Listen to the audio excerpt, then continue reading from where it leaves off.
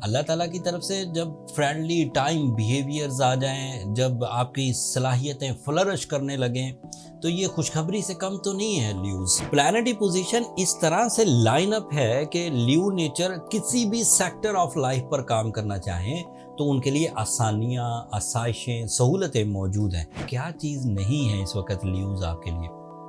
अब भी अगर आप शिकायतें करते फिरें, अब भी आप लोगों को ये कहते फिरें कि गर्दिश अय्याम ने मुझे घेर लिया है, तो ये टोटल की नाइंसाफ़ी की बात है।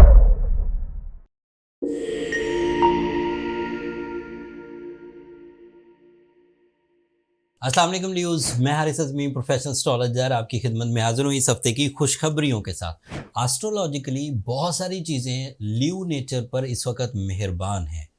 अल्लाह ताला की तरफ से जब फ्रेंडली टाइम बिहेवियर्स आ जाएं, जब आपकी सलाहियतें फ्लरिश करने लगें, तो ये खुशखबरी से कम तो नहीं है ल्यूज़।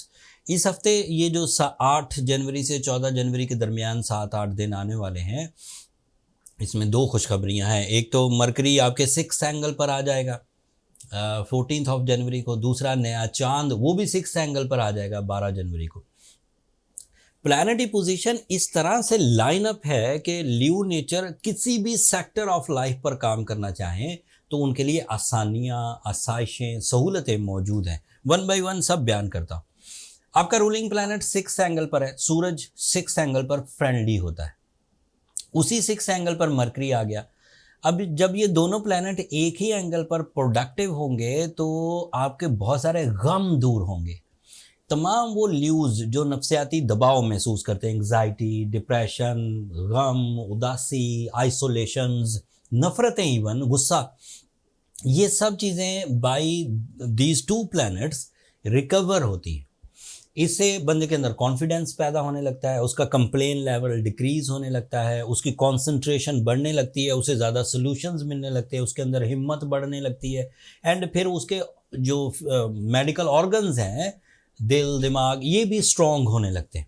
एंड फिर जब आपकी सेहत और तंदुरुस्ती आपके साथ है, जहन भी मैच्योर है, परफॉर्म भी कर रहा है एंड सॉल्यूशंस भी उसे मिल रहे हैं, तो उसकी कारकर्दगी के एवज रिवॉर्ड्स मिलने लगते हैं। मतलब अच्छा कारोबार चलने लगता है, अच्छे रिश्ते निभाने लगते हैं बंदे, अच्छी सोशल कनेक्शंस बनाने लगते हैं, सैर व सियाहत, ये सब एडवांटेजेस फिर मिलने लगते हैं। तो अभी ये 2 प्लैनेट हो गए एक ही जगह पर। तीसरा प्लैनेट भी इधर ही है, मार्स और सूरज की आपस में बहुत दोस्ती। मार्स की मरकरी के साथ भी दोस्ती है, मार्स के साथ भी दोस्ती है, सूरज की मरकरी के साथ भी दोस्ती है, मार्स के साथ भी। मार्स आपके अगर 6 एंगल पर हो तो इसके एडवांटेजेस सुनिए। आपके लिए प्रॉपर्टी खरीदना या बेचना आसान हो जाएगा, या आपके टर्म्स एंड कंडीशंस पर आप अपनी प्रॉपर्टी सेल या परचेज कर सकेंगे। तो बिल्डर्स को, रियल एस्टेट एजेंट्स को, या फिर एज अ बायर आपको बड़ा फ़ायदा होने जा रहा है। दूसरा एडवांटेज सुने, इट इज़ अ प्लैनेट जो कंफर्ट ऑफ लाइफ लाता है, आसाइशें, आसानियाँ, सुख और सुकून, रिश्तों का भी, गैजेट्स का भी। रिश्तों का सुख एंड सुकून के जहनी हमांगी बन रही है, इत्तफाक, बरकत पैदा हो रही है। एंड गैजेट्स का सुकून जैसे अच्छी गाड़ी, जैसे घर का अच्छा होना, या अदरवाइज जो चीज़ें ज़िंदगी में लग्जरीज कहलाती हैं वो मुयसर आएंगी। फिर मार्स आपके 9th एंगल का भी रिप्रेजेंटेटिव है।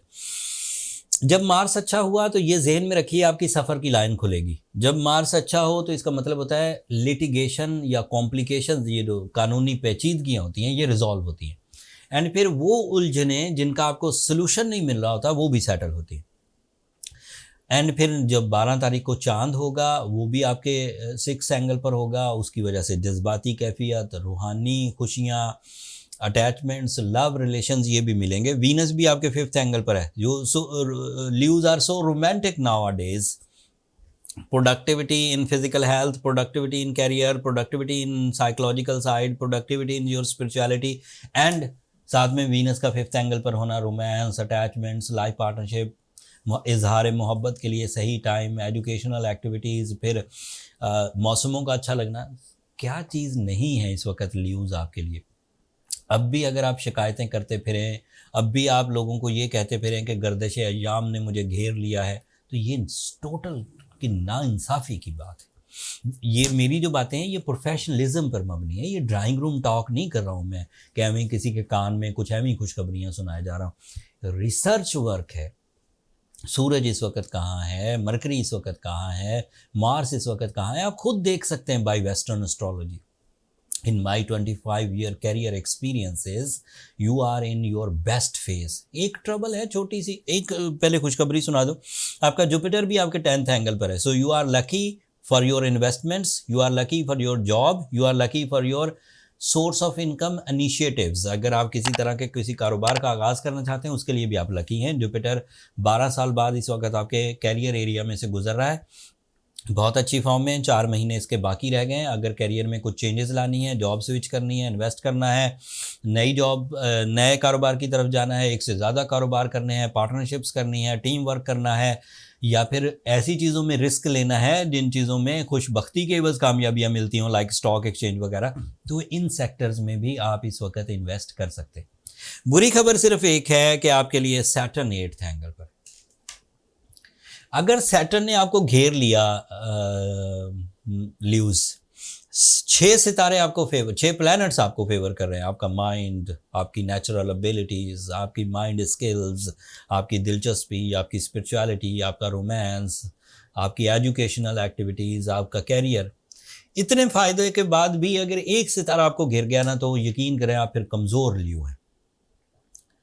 फिर आप किसी गोल्डन सीजन में पूरी तरह इन्वॉल्व होकर कोई कामयाबियाँ हासिल कर लें तो कर लें, बट अगर कोई एक आध प्लैनेट भी आपको उलझा हुआ मिला तो आप ढह जाते हैं, आप गिर जाते हैं, हिम्मत छोड़ जाते हैं। इन दैट केस अगर आप एक सेंसिटिव ल्यू हैं और सैटर्न आपको बड़ा ही तंग कर रहा है, आपको गुस्सा बहुत आता है, आप ताल्लुकात से कता हो जाते हैं, पीछे हट जाते हैं, आप कमिटमेंट पूरी नहीं कर पाते, आप अपना हक नहीं मांग पाते, आप अपनी सेहत ठीक नहीं रख पाते, आप अपने बिलीव्स को पुख्ता नहीं कर पा रहे, आप अपने प्लान्स को ही एग्जीक्यूट नहीं कर पा रहे, तो दैट मीन्स कि आप एक वीक ल्यू हैं। एंड इस वीकनेस को, अगर एवरेज वीकनेस है तो रिकवर करना आसान है। आपको सूर्य शम्स पढ़नी चाहिए। This is scientific, this is spiritual remedy. 25 साल में बहुत सारे लोगों को इससे भी ज़्यादा सिवियर सिचुएशंस में मैंने कवर किया है सूर्य शम्स पढ़वा के। 5 दफ़ा एक दिन में पढ़नी होती है, यकमुश्त भी पढ़ सकते हैं, एक ही सिटिंग में, मुख्तलिफ टाइमों पे भी पढ़ सकते हैं। साथ में आपके पास 2 चॉइसेस है, या तो आप रूबी पहनिए या तो आप ब्लू सफ़ायर पहनिए।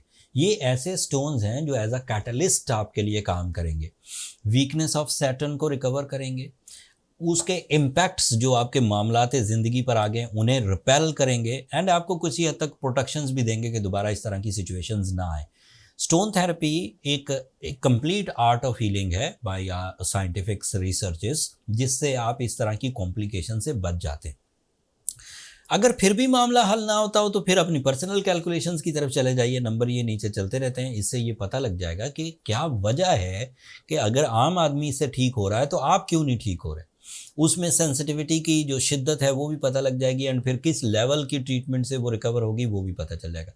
लेकिन अगर आप एवरेज डिफ़िकल्टीज़ में हैं तो फिर ये ब्लू सफ़ायर, रूबी एंड सूर्य शम्स से रिकवर हो जाएंगी। लेकिन अगर स्टोन नेचुरल होंगे तो, अगर नेचुरल ना हुए, रंग बिरंगे स्टोन है, प्लास्टिक का पीस पहन लिया आपने या शीशे का पीस पहन लिया और फील कर रहे हैं मैंने रूबी पहना, फिर कोई फ़ायदा नहीं होगा। ये मैंने बात आपको कई दफ़ा कही है कि मार्केट में लो स्टैंडर्ड स्टोन्स होते हैं जो बहुत इम्प्योर होते हैं, जो ट्रीटमेंट के काम नहीं आते, लेकिन साइंसेज ने इतनी तरक्की कर ली है कि वो जो लो लेवल के स्टोन्स होते हैं उन्हें अल्ट्रा हीट ट्रीटमेंट दे के, ग्लास फिनिश करके, कलर इन्हेंस करके, अच्छी तरह से पॉलिशिंग करके उन्हें कीमती या खूबसूरत बना लिया जाता है। वो दिखने में बहुत अच्छे लगते हैं, बट वो ट्रीटमेंट के काम नहीं आएंगे क्योंकि उनका इम्प्योरिटी लेवल इतना हाई होता है कि पार्टिकल ऑफ रूबी या पार्टिकल्स ऑफ ब्लू सफ़ायर बहुत थोड़े रह जाते हैं उनमें। अगर आपको आइडेंटिफाई करना आता है तो फिर तो अच्छी बात है, फिर तो आप कहीं से भी बाय करें। बट अगर आपको आइडेंटिफाई नहीं करना आता तो फिर एस्ट्रोजेम्स पर एतमाद करिए। हमने जहाँ जहाँ से भी स्टोन माइन होते हैं, ऑस्ट्रेलिया से ओपल आता है, साउथ अफ्रीका से रूबीज़ आते हैं, श्रीलंका से ब्लू सफ़ायर्स आते हैं, कश्मीर से एमरल्ड आता है, सवा से हमने हर जगह अपने जेमोलॉजिस्ट हायर किए हुए हैं जो स्टोन ग्रेडिंग करते हैं, आइडेंटिफाई करते हैं, फिर वो हमें सेंड करते हैं। फिर हम उन्हें अच्छे अंदाज से हर स्टार की रिक्वायरमेंट के एतबार से अपनी इन्वेंट्रीज बना रखी हैं। आप जब विजिट करेंगे तो आपको अपनी रिक्वायरमेंट के मुताबिक कोई ना कोई स्टोन ज़रूर मिल जाएगा एंड पूरे एतमाद से आप बाय कर सकते हैं। That's all from my and. अगला हफ्ता मज़ीद और कामयाबियाँ लाएगा, मैं पहले से ही खुशखबरी सुना रहा हूँ। डिटेल अगले हफ्ते दूंगा। अभी अल्लाह ताला की नेमतों को एंजॉय करिए, अल्लाह ताला का शुक्र अदा करिए, अपने बड़े मकासद के लिए काम करिए। अपनी दुआओं में मुझे और मेरी टीम को भी ज़रूर याद रखिए एंड चैनल को भी सब्सक्राइब करना मत भूलिए। ल्यूज़ आप लोगों की सब्सक्रिप्शन हमारी हौसला अफजाई की वजह बनती है। अगले हफ्ते तक के लिए अल्लाह ने के बाद।